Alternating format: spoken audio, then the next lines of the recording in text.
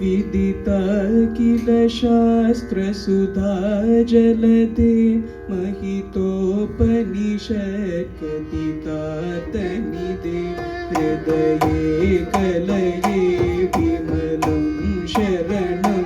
भव शङ्कर देशिकमे शरणं करुणावरुणालय पालय मां भवसागरदोक विदूर्निकृतं रचया किल दर्शनतर्वविदं भव शङ्कर देशिकमे शरणं भवता जनता सुखिता भविता निजबोधविचारण चारुमते कलयेश्वर जीव विवेकविदं भव शङ्कर देशिक मे शरणं भव एव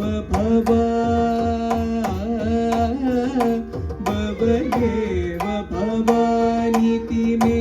नितरां समजायत चेतसि कौतुकिता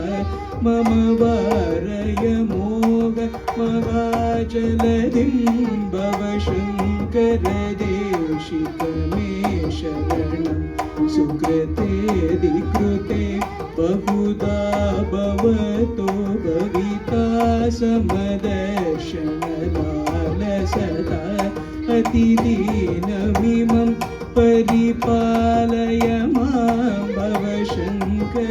देशिक मे शरणं जगतीमवितुं कलिताकृतयो विचरन्ति महामहशाश्वलता अभिमां सुरिवात्र विभासि गुरो भव शङ्कर देशिक मे शरणं गुरुपुङ्गव पुङ्गवकेतनते समकामयतां